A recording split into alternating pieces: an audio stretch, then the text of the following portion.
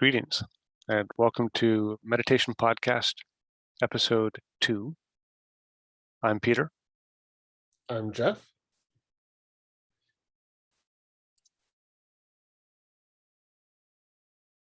Are you breathing right now?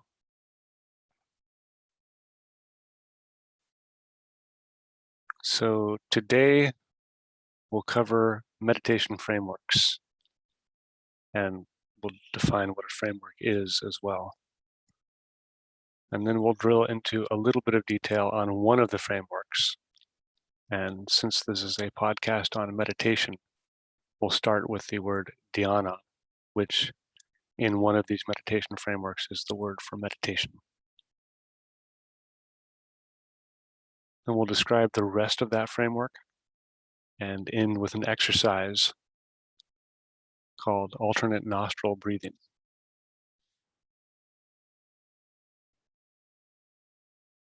Any entry words? No, I'm good. Let's go for it.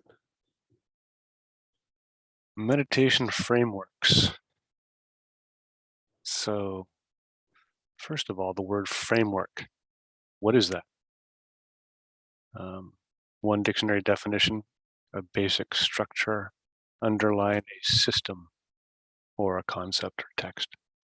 In this case, I think we're talking about a system. What's the scaffolding or the other things that hold together this thing called meditation? And maybe preparatory steps, like things that you might want to have in place before you begin a serious meditation practice, for very practical reasons.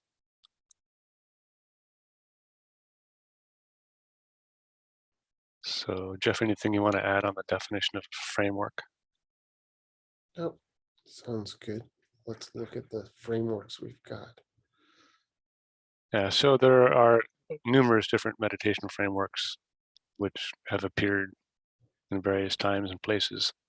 And in particular, a couple that I think are pretty well documented and have somehow been preserved through time is a system from India called Ashtanga Yoga. And we'll define those words in a little more detail. But Ashtanga briefly means 8 limbs or 8 parts. And another, the Ariya Atthangika Magga. Jeff, is that? Yeah, Atthangika Magga. And I believe Ashtanga and... Yeah, so Atthangika is the same word as Ashtanga, but in Pali language instead of Sanskrit. Yeah. Almost the same word. It has a different suffix. So this is a fascinating subject. I mean, they're both frameworks that, appeared, one in the Buddhist event and the other in India amongst the yogis. Maybe one came before the other. Maybe they co-evolved. Maybe they derived from more ancient systems that we're not aware of. But at least they're both pretty well documented to the people in the West. I'm a little more familiar with the Ashtanga Yoga, and I think Jeff is a little more familiar with the Buddhist Eightfold Path, which is another word for the system. And very briefly, the Ashtanga path involves, and again, these are I call them preparatory steps to meditation practice. And another way to think of them is advanced common sense. I mean, they kind of make sense when you think about them. So, and we'll drill into a little more detail on what these words mean later. But briefly, yama, which kind of means be good, so your mind is not disturbed. Niyama, these are the things you might want to do in life so that your mind is not disturbed. There's probably a theme here. Asana, which literally means to sit down. Pranayama, so after you've seated yourself And this can either be for a meditation session or even metaphorically for life. Once you've situated yourself in life, begin to notice your breath, control the breath. Or another word for this is control your energy. And then, at least insofar as meditation is concerned, pratyahara, withdraw your awareness from what it's stuck to outside and start to look within.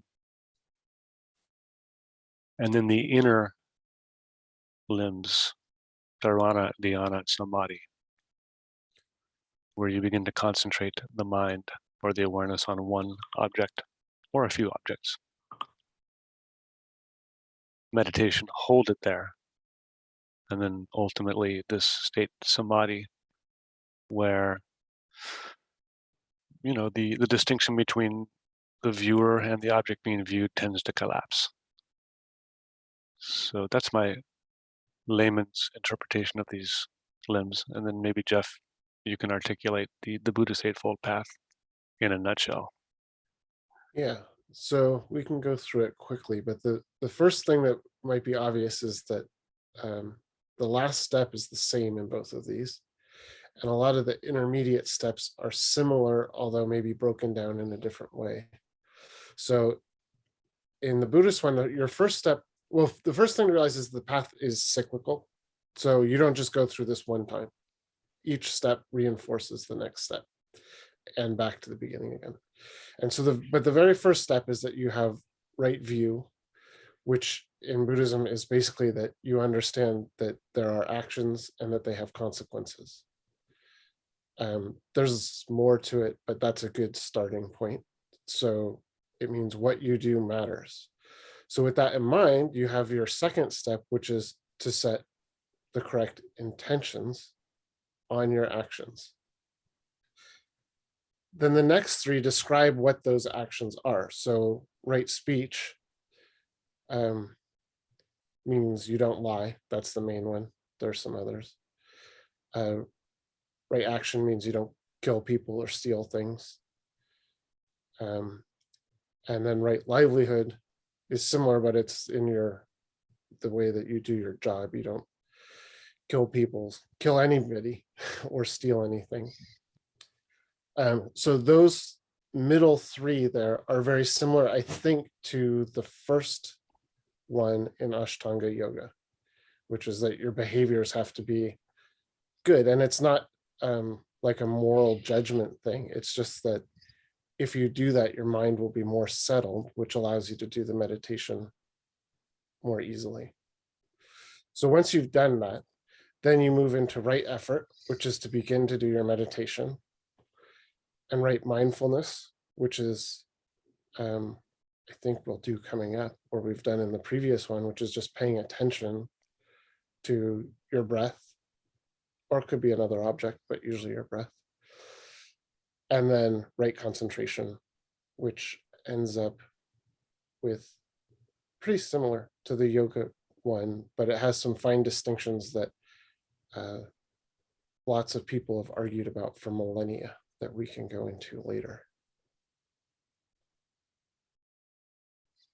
Thank you. So maybe we'll dig a little bit more into Dhyana in the Ashtanga Yoga system. Exactly what is the definition of this word, Dhyana? And just to note that we introduce Sanskrit words and also Pali words and other words throughout the class. Those languages are particularly rich in describing the various states of meditation.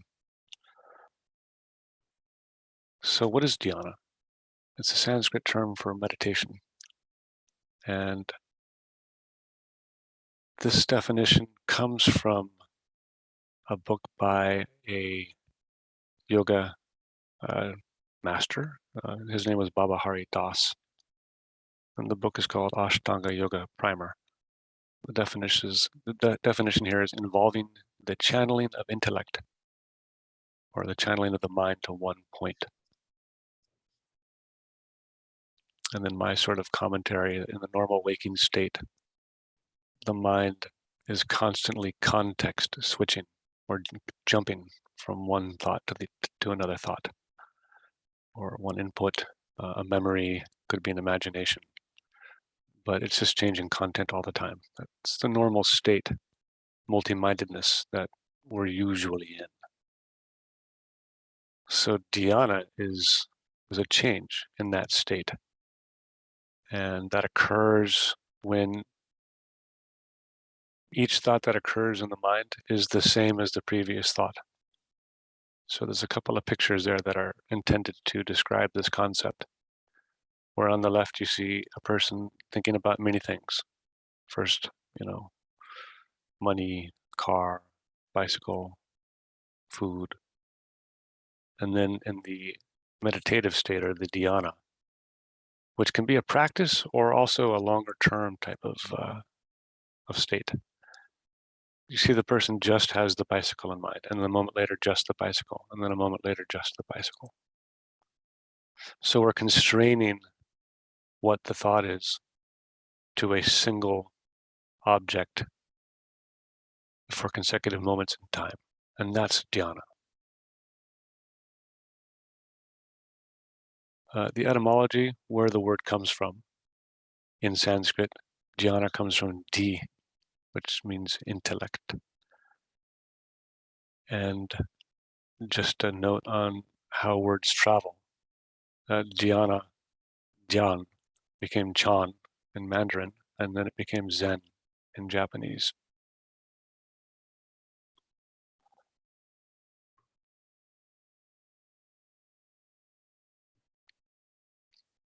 So undercutting dhyana, what are the preparatory steps before you want to begin a formal practice of meditation?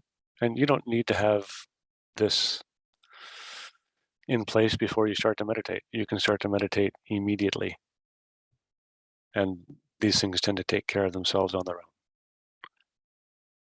So dhyana is actually the seventh limb, as we saw on that chart earlier, in this 8-step repetitive process. As Jeff said, the Buddhist framework is also a repetitive process called Ashtanga, or 8-limbed yoga. And yes, this is a class on meditation. And when we use the word yoga, we're not referring to the system of poses that you commonly see in the West. Those poses are valuable for health, and they're valuable to help learn to sit for extended periods of time without pain. But that is just one, sister branch of exercise that came out of yoga. So, and yoga is a complex word. It has many different meanings. Its origin is a meditative practice. And for example, the word asana, which has been translated as pose in the West, as in the system of poses in a yoga class, literally means seat, as in sit down and begin to meditate. The word yoga literally means to yoke, to bring together, to unite, to join. But it also is a word out of the yogic mental science, if I can use those words, a mental state change that occurs coincident with the yoking of the mind, meaning the mind's discursive, erratic behavior is ceased. So when a controlled cessation of thought waves occurs, usually as a result of prolonged meditative practice, but it can occur other times too. And then the full 8 limbs of Ashtanga Yoga are originally enumerated, at least insofar as we're able to know, in an ancient work called the Yoga Sutras. And Patanjali is the author who that work is attributed to, although again, there's a lot of mystery around his existence. And just to define Yoga Sutras, sutras are just aphorisms or just short phrases that are easy to memorize. Over on the right here is one of the aphorisms or sutras. It's the second one, Yoga Chitta Vritti Nirodha, which can be defined variously, but one of the interpretations is that yoga is control of thought waves in the mind. And I encourage everyone to look that up and find the various interpretations of that sentence. And I think it's very valuable in the meditative process to understand that.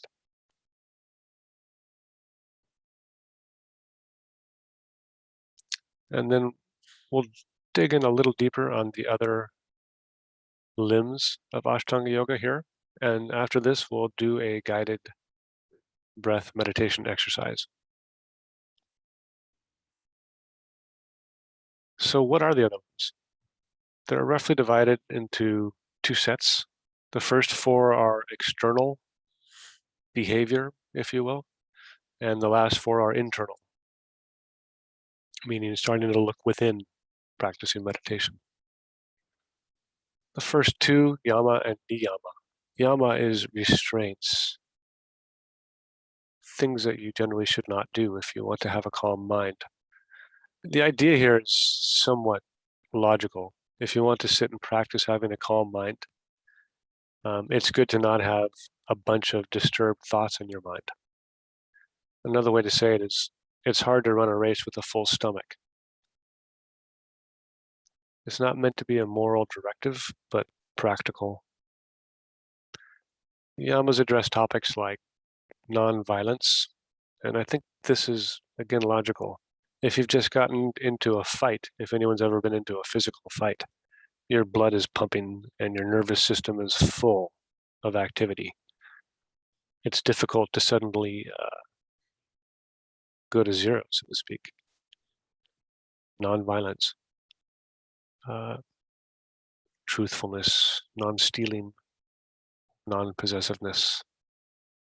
In general, self-restraint, just not causing trouble to others or yourself because it troubles the mind and interferes with practicing mind calming exercises.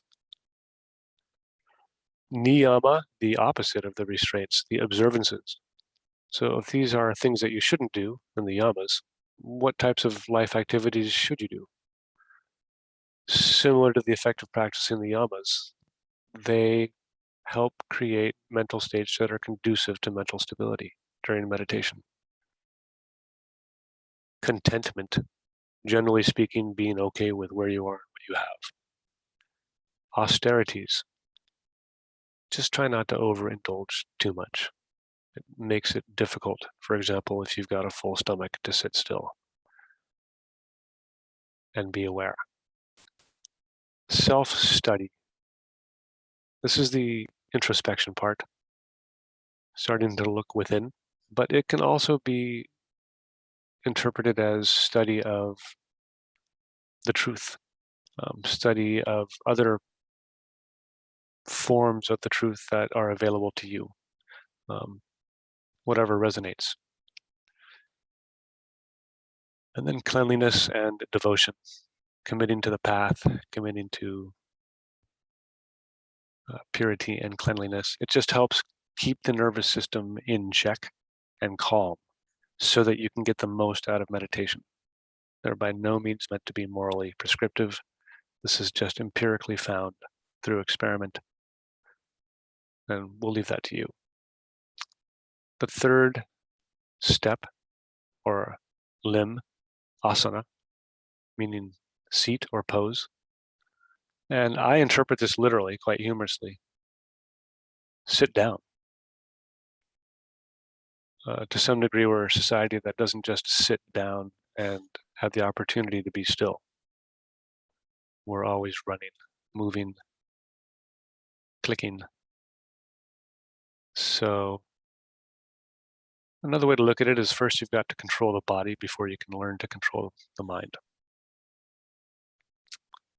The fourth limb, pranayama. And prana can be interpreted as breath or life energy. And it's a debatable concept. Strict scientific Western thought has a hard time with the existence of bioenergy insofar as it's difficult to measure. There have been, however, a number of people who have found ways to measure it, so they claim. But another way to interpret prana, then, aside from life energy, is breath. And then yama, or ayama, pranayama, is to control or to expand. So expanding the breath, or the length of the breath, or the duration of the breath. And again, this is logical. Once you're sitting down, now notice the breath. Start to breathe if you're not breathing. Once we've got those in place, we can start to see what's going on with the mind. And now we move into the internal steps of Ashtanga Yoga. Pratyahara, which is withdrawal from the sense objects. Normally during the day, our ears and eyes and nose are open, and we're constantly taking in stimuli from those sense organs.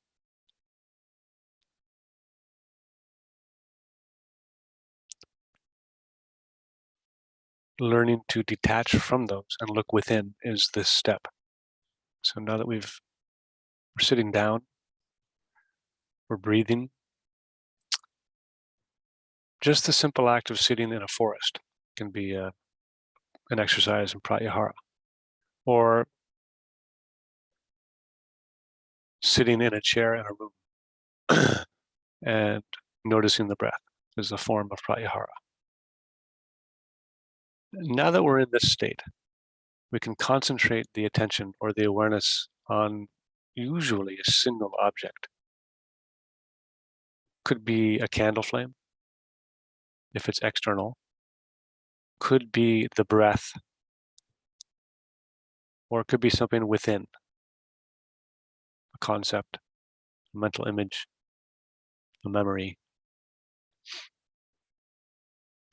And now that the mind or awareness or attention is concentrated on one object, dhyana, meditate, keep it there for an extended period of time, however long that's possible.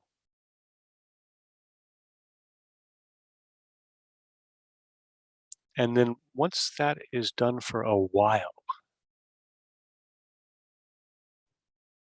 there's a sort of absorption that occurs where the distinction between yourself and whatever it is your awareness is on sort of collapses. And there's many different ways to interpret that. It's highly subjective.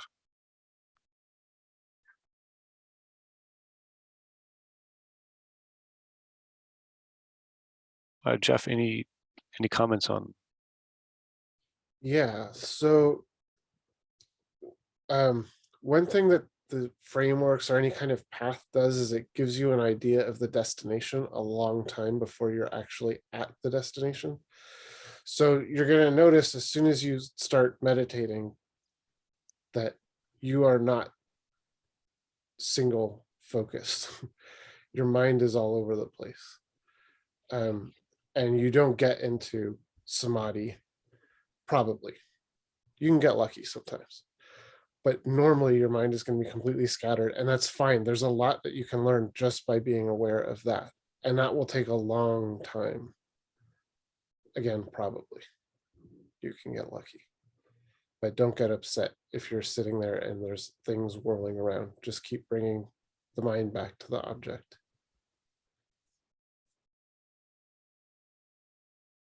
And then over on the right, list of some of the books or texts that either I've been exposed to or Jeff's been exposed to that describe these two frameworks.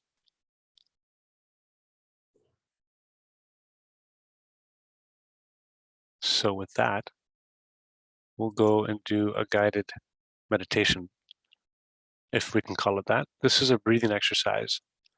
It's called alternate nostril breathing in our language, but the original terminology in Sanskrit is nadishodhana pranayama.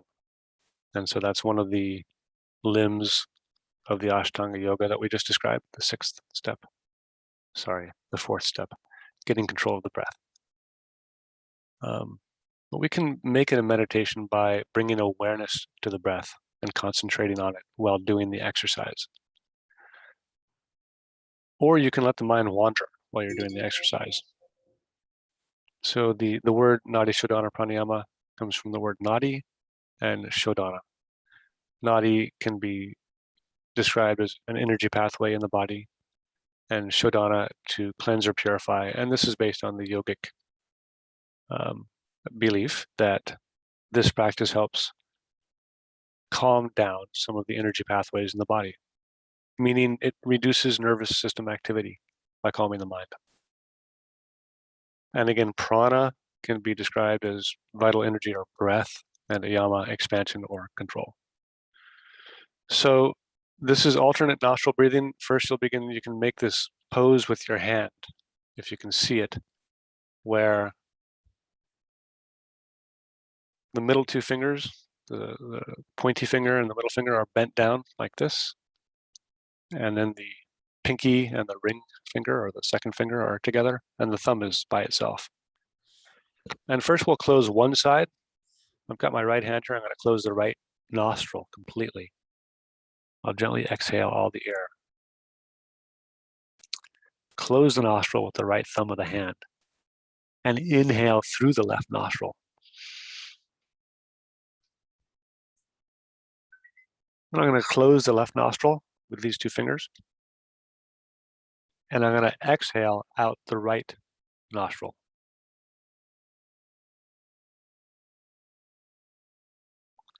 And then I'm going to reverse that process.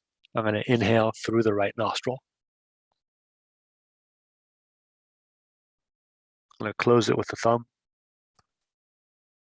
I'm going to exhale through the left nostril. That's one cycle. I've closed the right nostril, inhaled through the left. Closed the left nostril, exhaled through the right. Inhaled back through the right. Closed the right nostril and exhaled out the left. So we'll do that 10 times. So make the position here. Close the right nostril. Exhale. Inhale. Switch. Exhale out the right. Inhale from the right. Switch. Exhale out the left.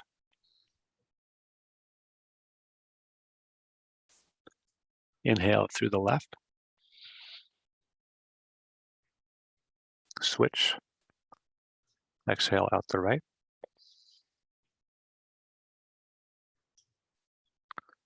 Inhale from the right. Switch. Exhale out the left.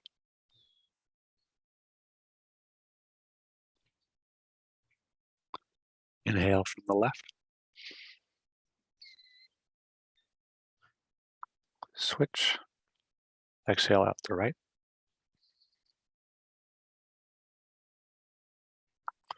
And we'll just do 5 rounds. Gradually over time, you can increase the number of times you do this to maybe 20 times at a sitting. And you can also start to extend or lengthen how long you inhale and exhale for. And you would be amazed at some of the things that happen while doing the process. If you start to feel a little dizzy, just lay down and it'll pass. Okay, that's it for Meditation Podcast episode 2. Jeff, any closing remarks? Nope, just having fun breathing and keep meditating. We'll be back next time for Meditation Podcast. Thanks, guys.